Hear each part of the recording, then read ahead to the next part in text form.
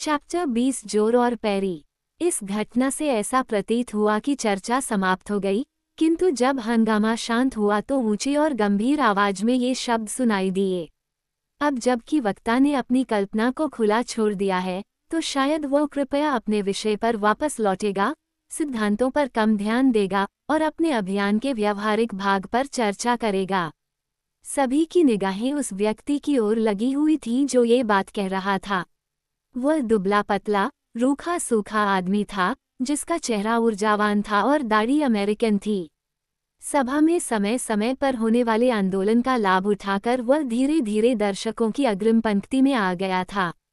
वह अपनी दोनों भुजाओं को मोड़े अपनी चमकदार और निर्भीक आंखों से वह सभा के नायक को अविचल भाव से देखता रहा। अपना प्रश्न पूछने के बाद वह चुप रहा और अपनी ओर लगी हजारों आंखों या अपने शब्दों से उत्पन्न होने वाली अस्वीकृतिपूर्ण बड़बड़ाहट से विचलित नहीं हुआ। उत्तर में देरी होने पर उसने फिर से उसी स्पष्ट और सटीक लहजे में प्रश्न पूछा। फिर उसने कहा, हम यहाँ चंद्रमा पर चर्चा करने आए हैं, पृथ्वी पर नहीं। आप सही कह रहे हैं, सर, मिशेल अर्दन ने उत्तर दिया। चर्चा विषय से भटक गई है, हम चांद पर वापस आएंगे। सर, अज्ञात व्यक्ति ने फिर कहा, आप ये दिखावा करते हैं कि हमारे उपग्रह पर लोग रहते हैं। यहाँ तक तो ठीक है, लेकिन अगर सेलेनाइट्स मौजूद हैं तो वे निश्चित रूप से बिना सांस लिए जीवित रहते हैं, क्योंकि मैं आपकी भलाई के लिए सच बताता हूँ, चंद्रमा की सतह पर हवा का एक कण भी नहीं है। इस बात की पुष्टि करते हुए अर्दन ने अपने लाल बाल हिलाए। वो समझ गया कि असली सवाल पर इस आदमी के साथ संघर्ष होने वाला है। उसने अपनी बारी में उसे स्थिर दृष्टि से देखा और कहा, आह, चांद में हवा नहीं है। और ऐसा कौन कहता है, कृपया बताइए। विद्वान, वास्तव में, सर, मिशेल ने फिर कहा, मजाक को छोड़ दे तो, जो विद्वान जानते हैं उनके प्रति मेरे मन में गहरा सम्मान है, लेकिन जो नहीं जानते उनके प्रति मेरे मन में गहरी घृणा है। क्या आप किसी ऐसे व्यक्ति को जानते हैं जो बाद वाली श्रेणी में आता हो? हाँ, फ्रांस में एक व्यक्ति है जो यह मानता है कि गणितीय रूप से पक्षी उड़ नहीं सकता, और एक अन्य व्यक्ति है जो ये दर्शाता है कि मछली पानी में रहने के लिए नहीं बनी है। उन दोनों का तो सवाल ही नहीं उठता, श्रीमान, और मैं अपने प्रस्ताव के समर्थन में कुछ नाम उद्धृत कर सकता हूँ जिन पर आपको कोई आपत्ति नहीं होगी। तब तो, श्रीमान, आप मुझ जैसे गरीब अज्ञानी आदमी को बहुत शर्मिंदा कर देंगे। तो फिर आप उन वैज्ञानिक प्रश्नों में क्यों हस्तक्षेप करते हैं जिनका आपने कभी अध्ययन नहीं किया? अज्ञात ने क्रूरता से पूछा। क्यों? अर्दन ने उत्तर दिया, क्योंकि जो व्यक्ति खतरे का अंदेशा नहीं करता वह हमेशा बहादुर होता है। मैं कुछ नहीं जानता, ये सच है, लेकिन यह मेरी कमजोरी ही है जो मेरी ताकत बनती है। आपकी कमजोरी पागलपन तक जाती है, अज्ञात व्यक्ति ने गुस्से भरे स्वर में कहा। ये बहुत अच्छा होगा, फ्रांसीसी ने उत्तर दिया, यदि मेरा पागलपन मुझे चांद तक ले जाए। बार्बिकिन और उनके साथियों ने उस घुसपैठिए को घूर कर देखा जो इतनी हिम्मत करके उनके काम के रास्ते में खड़ा हो गया था। उनमें से कोई भी उसे नहीं जानता था, और अध्यक्ष इस तरह की चर्चा के परिणाम से आश्वस्त नहीं था। उसने अपने नए दोस्त को कुछ आशंका के साथ देखा। सभा चौकस और थोड़ी असहज थी, क्योंकि इस संघर्ष ने अभियान के खतरों और असंभावताओं की ओर ध्यान आकर्षित किया। सर, मिशेल आर्डन के विरोधी ने फिर से कहा, चांद के चारों ओर वायुमंडल की अनुपस्थिति को साबित करने वाले कई कारण हैं और वे निर्विवाद हैं। मैं ये भी कह सकता हूँ कि अगर कभी वायुमंडल अस्तित्व में था तो उसे पृथ्वी ने ही खींचा होगा, लेकिन मैं आपका विरोध निर्विवाद तथ्यों के साथ करना चाहूँगा। विरोध करें, सर, मिशेल अर्दन ने पूरी बहादुरी के साथ उत्तर दिया, जितना चाहे उतना विरोध करें। आप जानते हैं, अज्ञात ने कहा, जब सूर्य की किरणें हवा जैसे माध्यम से गुजरती हैं तो वे सीधी रेखा से विचलित हो जाती हैं, या दूसरे शब्दों में, वे अपवर्तित हो जाती हैं। खैर, जब तारे चंद्रमा द्वारा छिप जाते हैं तो उनकी किरणें उसकी डिस्क के किनारे को छूने पर थोड़ा भी विचलन नहीं दिखाती हैं और न ही अपवर्तन का मामूली संकेत देती हैं। इसलिए इसका मतलब है कि चंद्रमा का कोई वायुमंडल नहीं हो सकता है। हर कोई फ्रांसीसी की ओर देख रहा था, क्योंकि एक बार यह बात मान लेने पर परिणाम बहुत कठोर हो सकते थे। वास्तव में, मिशेल अर्दन ने उत्तर दिया, यह आपका सबसे अच्छा तर्क है, और शायद एक विद्वान को इसका उत्तर देने में शर्म आएगी। मैं आपको केवल इतना बता सकता हूँ कि इस तर्क का कोई निरपेक्ष मूल्य नहीं है क्योंकि यह मानता है कि चंद्रमा का कोणीय व्यास पूरी तरह से निर्धारित है, जो कि ऐसा नहीं है। लेकिन आइए हम इसे छोड़ दें और मुझे बताएं, मेरे प्रिय महोदय, क्या आप चंद्रमा की सतह पर ज्वालामुखियों के अस्तित्व को स्वीकार करते हैं? विलुप्त ज्वालामुखी? हाँ, विस्फोटित ज्वालामुखी नहीं। तर्क के लिए मान लीजिए कि ये ज्वालामुखी एक निश्चित अवधि से फट रहे हैं। ये निश्चित है, लेकिन चूंकि वे दहन के लिए आवश्यक ऑक्सीजन स्वयं प्रदान कर सकते हैं, इसलिए उनके विस्फोट का तथ्य कम से कम चंद्रमा पर वायुमंडल की उपस्थिति को साबित नहीं करता है। तो फिर हम आगे बढ़ेंगे, मिशेल अर्दन ने जवाब दिया, और इस तर्क वितर्क को छोड़कर सीधे अवलोकन पर पहुंचेंगे। लेकिन मैं आपको चेतावनी देता हूं कि मैं नाम उद्धृत करने जा रहा हूं।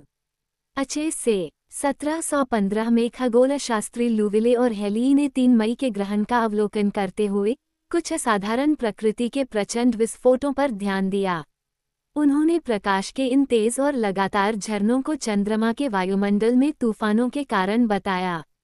1715 में अज्ञात ने उत्तर दिया, खगोलशास्त्री लुविले और हेली ने चंद्र घटनाओं को विशुद्ध रूप से स्थलीय घटनाओं के रूप में लिया, जैसे कि उल्कापिंड या अन्य पिंड जो हमारे अपने वायुमंडल में उत्पन्न होते हैं।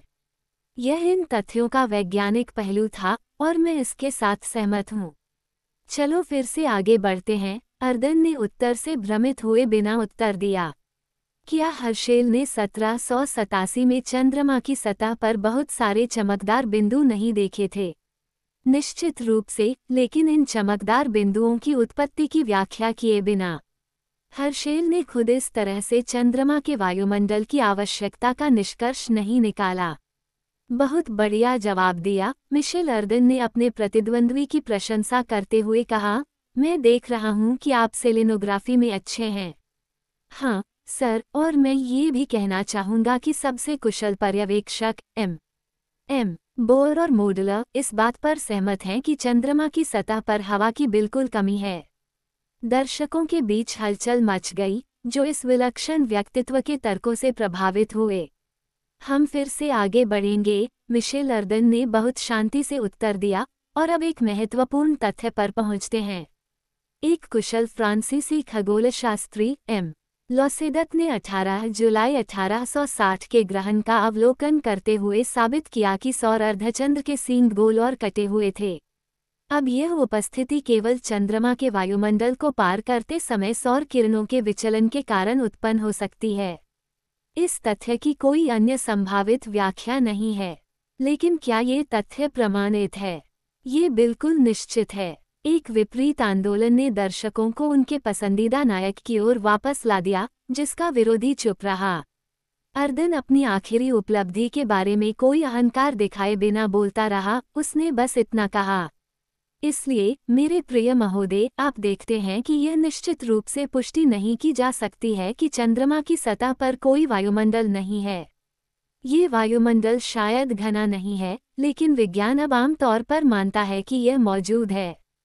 पहाड़ों पर नहीं, अज्ञात व्यक्ति ने उत्तर दिया, जो मानने को तैयार नहीं था। नहीं, लेकिन घाटियों की गहराई में, और यह कुछ सैकड़ों फीट से अधिक गहरा नहीं है।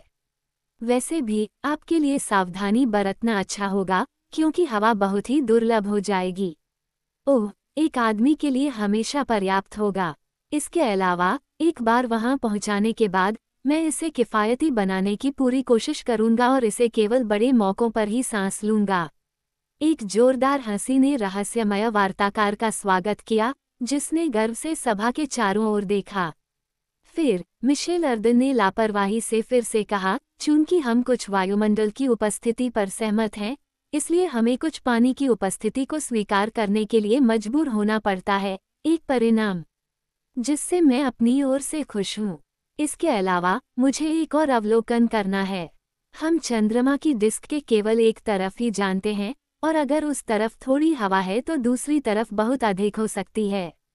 ऐसा कैसे? क्योंकि स्थलीय आकर्षण की क्रिया के तहत चंद्रमा ने एक अंडे का रूप धारण कर लिया है, जिसका छोटा सिरा हम देख सकते हैं। इसलिए हौसेन की गणना के कारण ये परिणाम निकला कि इसका गुरुत्वाकर्षण केंद्र दूसरे गोलार्ध में स्थित है। इसलिए यह निष्कर्ष निकला कि सृष्टि के पहले दिनों में हवा और पानी के सभी द्रव्यमान हमारे उपग्रह के दूसरी ओर खींचे गए थे।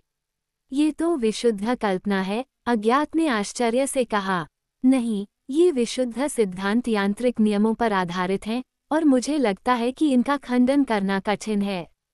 मैं इस सभा से अपील करता हूं और मतदान के लिए कहता हूं कि क्या पृथ्वी पर मौजूद जीवन जैसा जीवन चंद्रमा की सतह पर संभव है। 3 लाख श्रोताओं ने इस प्रस्ताव की सराहना की। मिशेल अर्दन के विरोधी ने फिर से बोलना चाहा, लेकिन वह अपनी बात नहीं कह पाया। उस पर चीख पुकार और धमकियां बरसाई गईं। कुछ लोगों ने कहा, बस बस, उसे बाहर निकालो। दूसरों ने दोहराया, लेकिन वह मंच को पकड़े रहा, हिलता नहीं और तूफान को गुजर जाने दिया। अगर मिशेल अर्दन ने अपने इशारे से तूफान को शांत न किया होता तो तूफान विकराल रूप ले सकता था। वह इतना शिष्ट था कि अपने विरोधी को ऐसी विकट परिस्थिति में छोड़ नहीं सकता था। क्या आप कुछ कहना चाहेंगे? उन्होंने अत्यंत शालीन स्वर में पूछा। हाँ, 100, 1000, अनजान व्यक्ति ने उत्तर दिया, या यूं कहें कि नहीं, सिर्फ एक। अपने उद्यम में दृढ़ रहने के लिए तुम्हें अविवेकपूर्ण। आप मुझे ऐसा कैसे कह सकते हैं, जबकि मैंने अपने मित्र बार्बिकिन से एक बेलनाकार शंक्वाकार गोली मांगी है, ताकि सड़क पर गिलहरी की तरह न घूमूं। लेकिन अभागे आदमी, जब तुम शुरू करोगे तो भयानक झटका तुम्हें टुकड़े टुकड़े कर देगा। आपने वास्तविक और एकमात्र कठिनाई पर अपनी उंगली रखी है, लेकिन अमेरिकियों की औद्योगिक प्रतिभा के बारे में मेरी राय इतनी अच्छी है कि मैं यह विश्वास नहीं कर सकता कि वे उस कठिनाई पर विजय प्राप्त नहीं कर पाएंगे। लेकिन हवा के बिस्तर को पार करते समय प्रक्षेप्य की गति से उत्पन्न गर्मी, ओह, इसके किनारे मोटे हैं और मैं जल्द ही वायुमंडल से गुजर जाऊंगा। लेकिन भोजन, पानी, मैंने हिसाब लगाया है कि मैं 1 साल के लिए पर्याप्त सामान ले जा सकता हूँ, और मैं केवल 4 दिन ही जा पाऊंगा। लेकिन सड़क पर सांस लेने के लिए हवा, मैं रासायनिक प्रक्रियाओं द्वारा कुछ बनाऊंगा। लेकिन तुम्हारा चांद पर गिरना, मान लो तुम कभी वहां पहुंच भी जाओ, ये पृथ्वी पर गिरने की तुलना में 6 गुना कम तेज होगा, क्योंकि चंद्रमा की सतह पर आकर्षण 6 गुना कम है। लेकिन ये तुम्हें कांच की तरह चकनाचूर करने के लिए अभी भी पर्याप्त होगा। मुझे सुविधाजनक तरीके से रखे गए और उचित समय पर प्रज्वलित किए गए रॉकेटों के माध्यम से अपने गिरने में देरी करने से कौन रोकेगा। लेकिन अंत में, मान लीजिए कि सारी कठिनाइयां हल हो गई हैं, सारी बाधाएं दूर हो गई हैं, हर अवसर को अपने पक्ष में कर लिया है, और मान लिया है कि आप सुरक्षित और स्वस्थ होकर चंद्रमा तक पहुंच गए हैं, तो आप वापस कैसे आएंगे? मैं वापस नहीं आऊंगा। इस उत्तर पर, जो अपनी सादगी के कारण लगभग उदात्त था, सभा चुप रही। लेकिन उनकी चुप्पी उनके उत्साहपूर्ण चीखों से कहीं अधिक मुखर थी। अज्ञात लोगों ने इसका लाभ उठाते हुए आखिरी बार विरोध जताया। तुम निश्चित रूप से खुद को मार डालोगे, उन्होंने चिल्लाते हुए कहा, और तुम्हारी मौत, जो केवल एक पागल आदमी की मौत होगी, विज्ञान के लिए भी उपयोगी नहीं होगी। हे मनुष्यों में सबसे उदार, आगे बढ़ो, क्योंकि तुम सबसे सुखद ढंग से भविष्यवाणी करते हो। ये बहुत ज्यादा है, मिशेल अर्दन के विरोधी ने कहा, और मुझे नहीं पता कि मैं इतनी बचकानी चर्चा क्यों कर रहा हूँ। अपनी पागलपन भरी हरकतों को जारी रखो, इसमें तुम्हारी कोई गलती नहीं है। शुरू कीजिए। नहीं, आपके कार्यों की जिम्मेदारी किसी और को उठानी होगी। वह कौन है, कृपया बताएं। मिशेल अर्दन ने दबंग स्वर में पूछा। जिस मूर्ख ने ये प्रयास आयोजित किया है, ये जितना असंभव है उतना ही हास्यास्पद भी है। हमला सीधा था। अज्ञात के हस्तक्षेप के बाद से बार्बिकिन ने खुद को नियंत्रित करने और अपने ही धुएं का सेवन करने के लिए हिंसक प्रयास किए थे, लेकिन खुद को इस तरह से अपमानित होते देख वह सीधे उठ खड़ा हुआ और अपने विरोधी की ओर बढ़ने वाला था, जिसने उसे उसके चेहरे पर चुनौती दी, जब उसने महसूस किया कि वह अचानक उससे अलग हो गया है। मंच को एक साथ 100 शक्तिशाली भुजाओं द्वारा ऊपर उठाया गया, और गन क्लब के अध्यक्ष को मिशेल अर्दन के साथ विजय का सम्मान साझा करने के लिए मजबूर होना पड़ा। मंच भारी था, लेकिन उठाने वाले लगातार आगे आए, विवाद करते हुए, संघर्ष करते हुए, यहाँ तक कि इस प्रदर्शन को अपने कंधों का सहारा देने के विशेषाधिकार के लिए लड़ते हुए। हालांकि उस अज्ञात व्यक्ति ने शोरगुल का फायदा उठाकर वहां से जाने का प्रयास नहीं किया। वो आगे की पंक्ति में खड़ा रहा, अपनी बाहें मोड़े और अभी भी राष्ट्रपति बार्बिकेन को घूर रहा था। राष्ट्रपति ने भी उस पर से अपनी नज़र नहीं हटाई और दोनों की आंखें ज्वलंत तलवारों की तरह एक दूसरे से टकरा गईं। इस विजयी जुलूस के दौरान विशाल भीड़ की चीखें अपने चरम पर थीं। मिशेल अर्दन ने स्पष्ट खुशी के साथ खुद को आगे बढ़ने दिया। कभी कभी प्लेटफॉर्म लहरों से टकराते जहाज की तरह हिलता डुलता रहता था, लेकिन इस मुलाकात के दो नायक अच्छे नाविक थे और उनका जहाज सुरक्षित रूप से टैम्पा टाउन के बंदरगाह पर पहुंच गया। मिशेल आर्डन अपने उत्साही प्रशंसकों से बचकर भागने में सफल रहे। वे फ्रैंकलिन होटल की ओर भागे, जल्दी से अपने कमरे में पहुंचे और बिस्तर पर लेट गए, जबकि 100,000 लोगों की सेना उनकी खिड़कियों के नीचे से उन पर नजर रख रही थी। इस बीच रहस्यमय व्यक्ति और गन क्लब के अध्यक्ष के बीच एक छोटी, गंभीर और निर्णायक घटना घटित हुई। अंततः मुक्त होकर बार्बिकेन सीधे अपने प्रतिद्वंद्वी के पास गया। आओ, उसने रूखी आवाज में कहा। अजनबी उसके पीछे घाट तक गया और वे दोनों जल्द ही जोन्स फॉल की ओर खुलने वाले घाट के प्रवेश द्वार पर अकेले थे। वहां ये शत्रु, जो अभी भी एक दूसरे से अनभिज्ञ थे, एक दूसरे को देखने लगे। आप कौन हैं? बार्बिकेन ने पूछा। कैप्टन निकोल, मैंने भी यही सोचा था। अब तक किस्मत ने कभी तुम्हें मेरे रास्ते में नहीं आने दिया। मैंने अपनी इच्छा से इसे पार किया। तुमने मेरा अपमान किया है, सार्वजनिक रूप से, और तुम मुझे उस अपमान के लिए संतोष दोगे। अभी, इसी मिनट। नहीं, मैं चाहता हूं कि हमारे बीच की हर बात गुप्त रखी जाए। टेम्पा से 3 मील दूर एक जंगल है, स्केरस्नो वुड। क्या तुम उसे जानते हो? हाँ। क्या आप कल सुबह 5 बजे एक तरफ से इसमें प्रवेश करेंगे? हाँ, यदि आप उसी समय दूसरे रास्ते से प्रवेश करेंगे। और आप अपनी राइफल तो नहीं भूलेंगे, बार्बिकेन ने कहा। इससे अधिक नहीं जितना आप अपना भूल जाओगे, कैप्टन निकोल ने उत्तर दिया।